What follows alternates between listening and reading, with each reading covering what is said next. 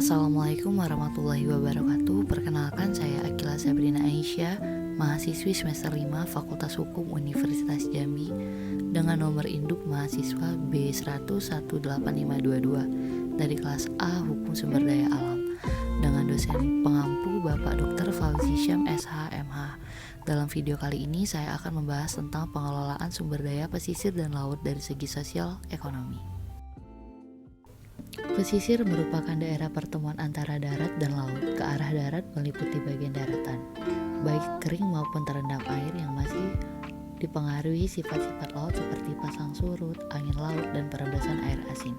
Sedangkan ke arah laut meliputi bagian laut yang masih dipengaruhi oleh proses-proses alami yang terjadi di darat seperti sedimentasi dan aliran air tawar, maupun yang disebabkan oleh kegiatan manusia di darat seperti penggundulan hutan dan pencemaran. Berdasarkan keputusan Menteri Kelautan dan Perikanan nomor Ket.10/Men/2002 tentang Pedoman Umum Perencanaan Pengelolaan Pesisir Terpadu, wilayah pesisir didefinisikan sebagai wilayah peralihan antara ekosistem darat dan laut yang saling berinteraksi, di mana ke arah laut 12 mil dari garis pantai untuk provinsi dan sepertiga dari wilayah laut itu untuk kabupaten atau kota, dan ke arah darat batas administrasi kabupaten atau kota. Undang-Undang tentang Pengelolaan Wilayah Pesisir dan Pulau-Pulau Kecil diatur dalam Undang-Undang Nomor 27 Tahun 2007. Indonesia merupakan salah satu negara kepulauan terbesar di dunia.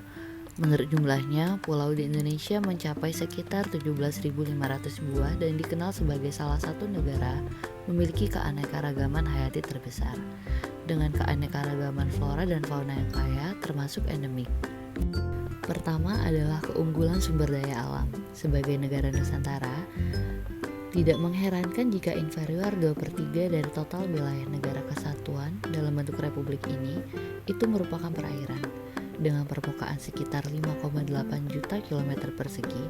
Selain itu, Indonesia pun adalah salah satu negara yang memiliki pantai terpanjang di dunia setelah Kanada, yang mencapai kurang lebih 81.000 km.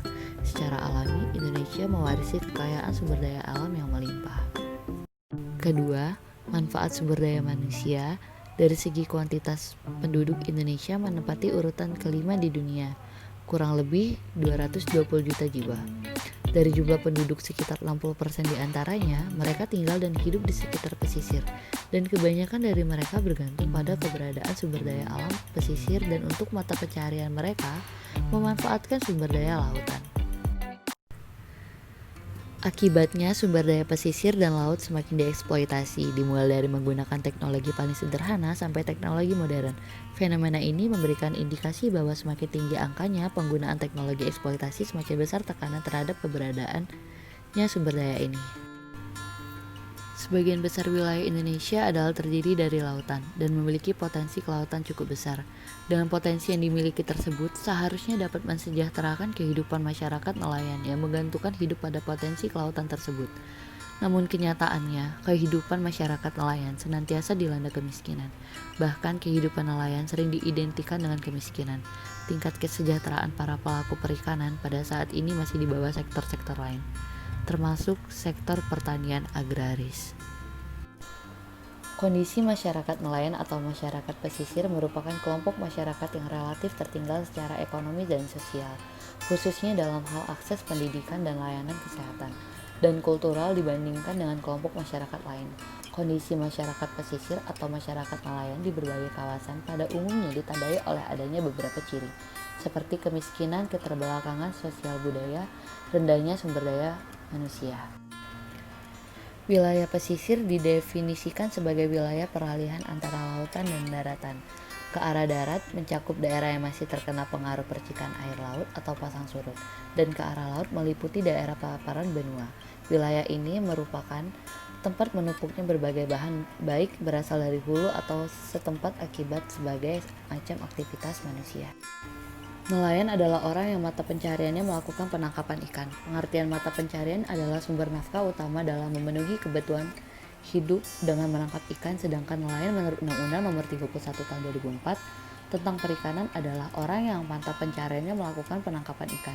Dalam Undang-Undang Nomor 31 Tahun 2004, nelayan dan nelayan kecil mempunyai definisi berbeda, yaitu nelayan kecil adalah orang yang mata pencahariannya melakukan penangkapan ikan untuk memenuhi kebutuhan hidup sehari-hari. Jadi pembuat undang-undang membedakan berdasarkan besar kecil skala penangkapan, tetapi dalam penegakan hukum hanya mengenal istilah nelayan, tidak membedakan nelayan kecil atau besar.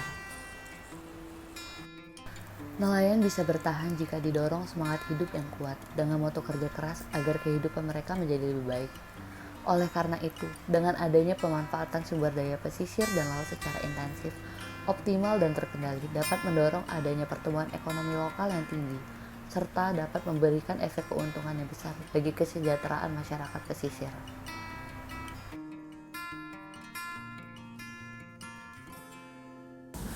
Terima kasih sudah menonton, semoga dapat bermanfaat.